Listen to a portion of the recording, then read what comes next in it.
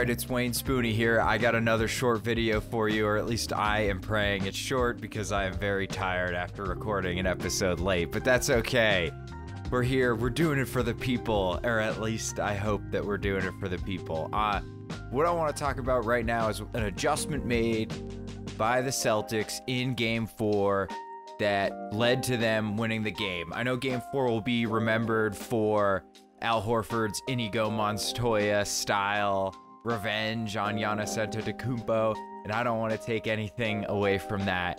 But what I do want to highlight and what I do want to take a look at is, like Blink-182 said, all the small things. I cannot sing. I apologize. I should really stop singing. I'm costing us subscribers on the Celtics Reddit podcast feed.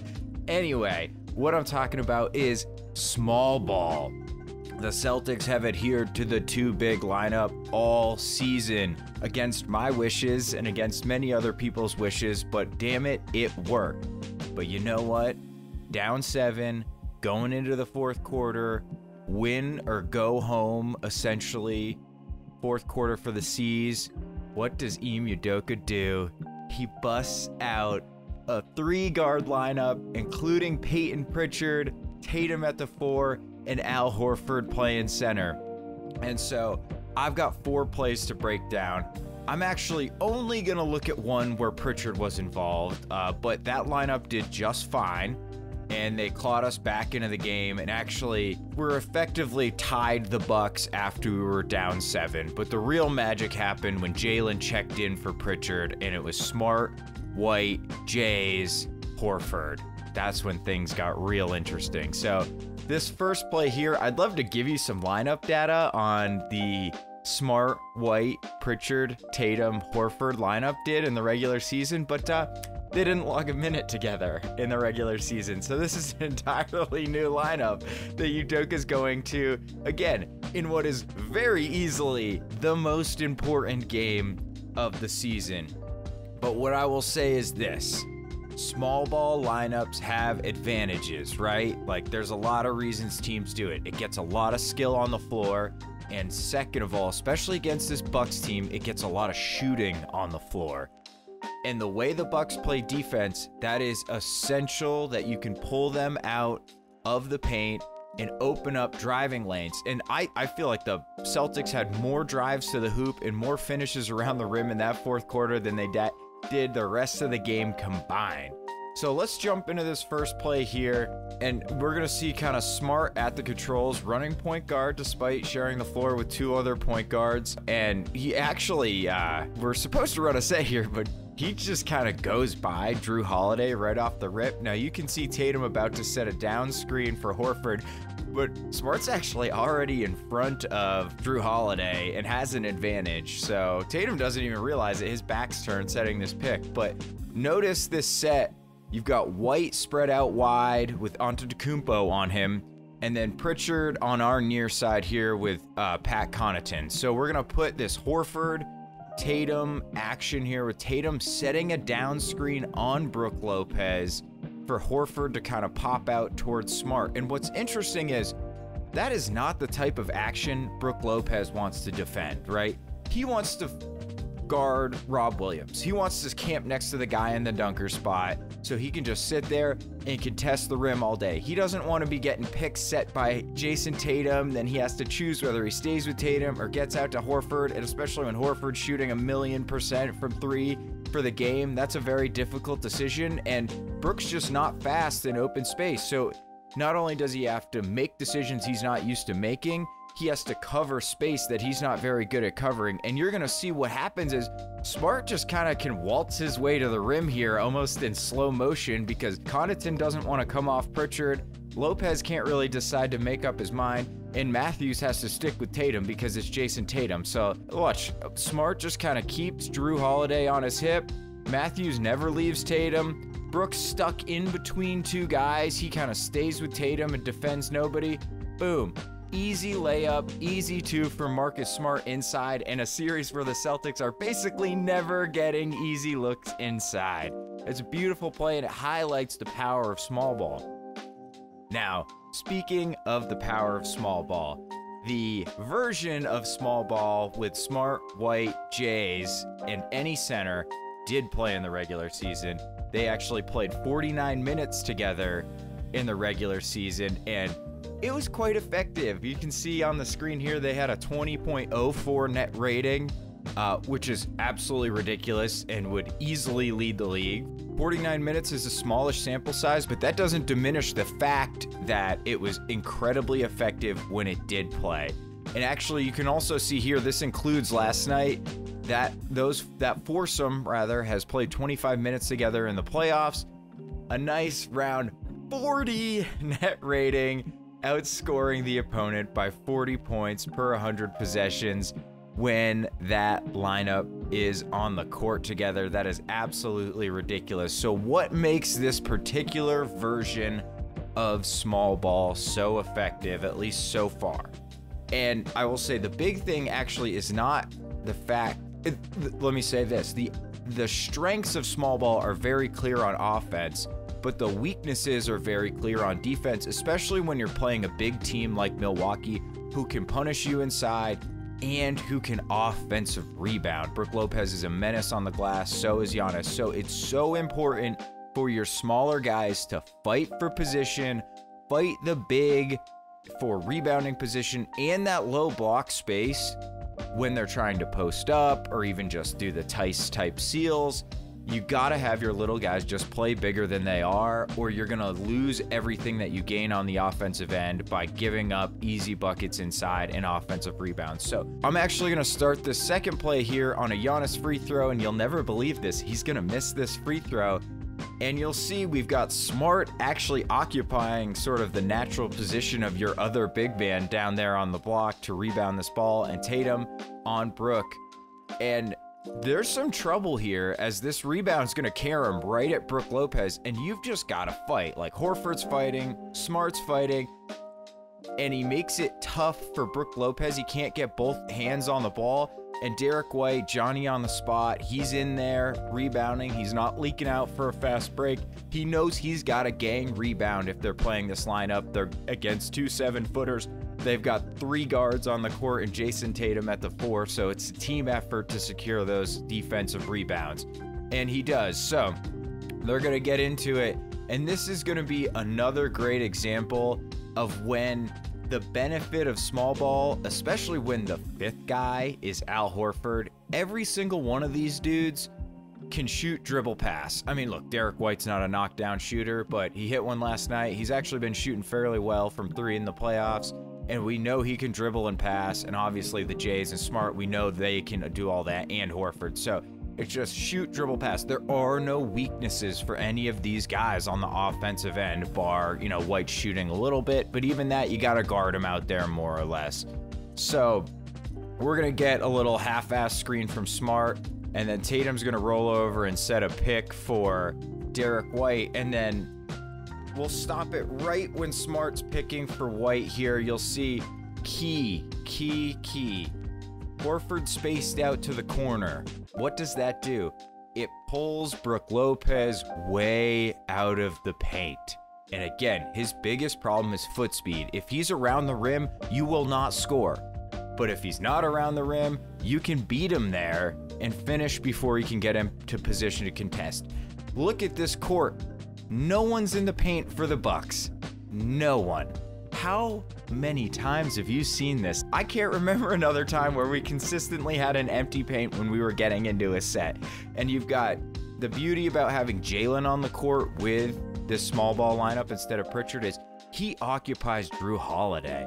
Isn't that nice? You pull one of the best defensive players in the league out, just like, go occupy him in the corner, Jalen. Just get him out of here. So you'll see White kind of get into the set, and unfortunately the set is just kind of a Tatum post up at the 3-point line, but this is the nice thing is he's got this empty paint. He just makes a nice hard left-handed move right into the paint. Brook has to come help, which is something he's not used to doing, and he gets there. But what does that do? That leaves a scorching, red-hot Al Horford wide open. Tatum, easy pass, money, That's the value of small ball. Spaced out floor, empty paint. You get dribble drive. That help has to come from so far away. It makes these passing lanes easy, and it makes these catch and shoot shots very, very wide open. Okay, so this one I actually want to start on defense, and this is what I'm talking about. You got to play big. You got to be versatile. It's important. Watch Tatum here. He gets picked. Him and Horford are going to switch his pick and roll. Horford's getting up on Drew, and Tatum's just gonna body and fight and push Brook Lopez. Like, who gives a shit? You're smaller than him. They're not gonna call you for a foul. Just push his ass. Just bump him a little bit. And he does a good job. Brook doesn't even get into really any type of dangerous position, and he tries to post up Tatum. Tatum kind of gets back in front. There's a little tugging match, but the real money, the real importance, and the real reason why this small ball lineup is so effective is look who is guarding Giannis Antetokounmpo. There's been no switch. There's been no action. Ime Udoka just put Marcus Smart, his fucking point guard, on Giannis Antetokounmpo. And guess what? Giannis thinks, I got this, dude. No, you do not. This is the defensive player of the year, buddy. Absolutely locked up. Giannis goes into a spin move, throws an elbow, tries to pivot, travels, throws a bullshit hook shot that literally airballs. But then we see the weakness of small ball. Brook Lopez picks up the air ball. It's kind of unlucky, but nonetheless, Brook Lopez gathers the air ball. But again, Horford finds him. He was out on Drew Holiday. Once he saw Giannis drive, he's on his way to the paint to help, and he's there to help on Brook. And he forces the miss from Brook. Tatum's fighting Brook. They're both, fighting this dude who's 3 to 5 inches taller than both of them, but they just want it more. And that's what you have to do on the defensive end when you're playing small ball. Force the miss. Smart is in perfect box out position on Giannis to prevent the second opportunity, or I guess the third second opportunity. Horford secures the rebound, and then here we go. The value of small ball.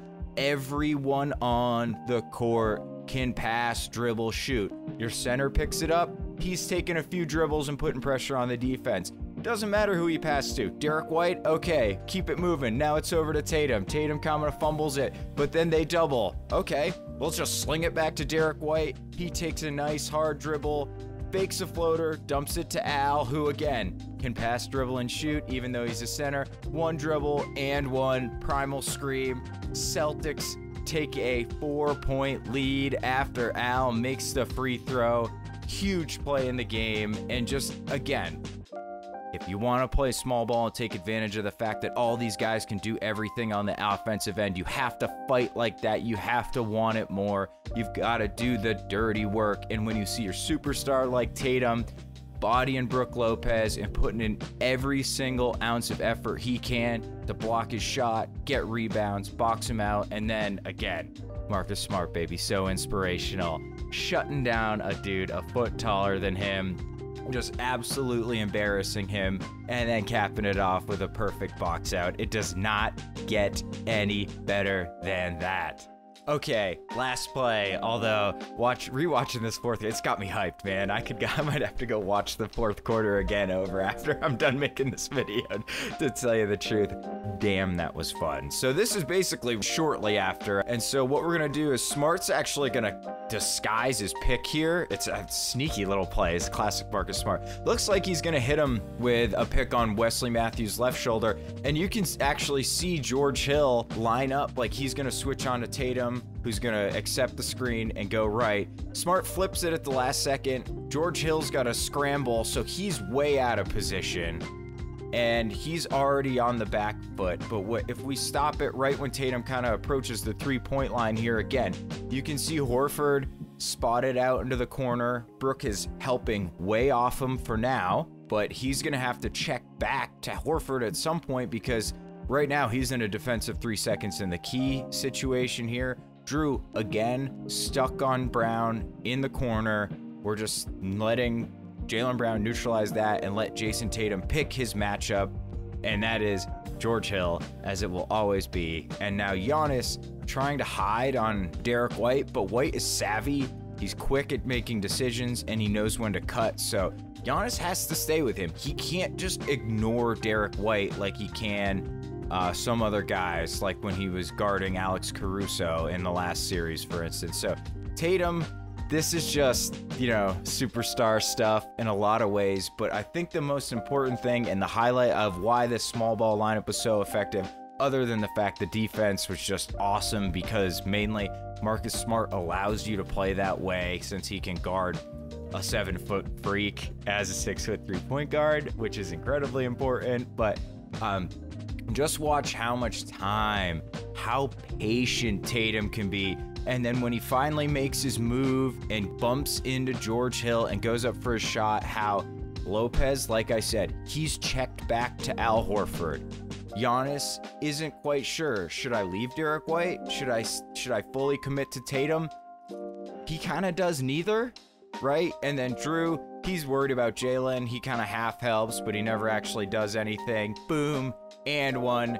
Jason Tatum. I would later come to find out that this basically was the backbreaker and the game winner. At the time, I was not convinced of that fact at all. And frankly, Tatum's 3 on George Hill shortly after this was probably the true backbreaker. But this was a huge play. Tatum throws the muscles down for everybody to see. I assure you, I look the exact same when I flex. But again, that's the power of small ball. It gives your stars room to operate, and I feel like that's especially important against this Buck team that is just packing the paint with huge bodies. Spread them out, see what you can do, and pray your guys can give 48 minutes of effort on the defensive end and the defensive glass, because you're going to need it if you go small. I'm not advocating we go small all the time, but I like that it's a tool in Udoka's tool shed now, and I wouldn't be surprised if we see it to close out Game 5. Of course, unless it's a massive blowout.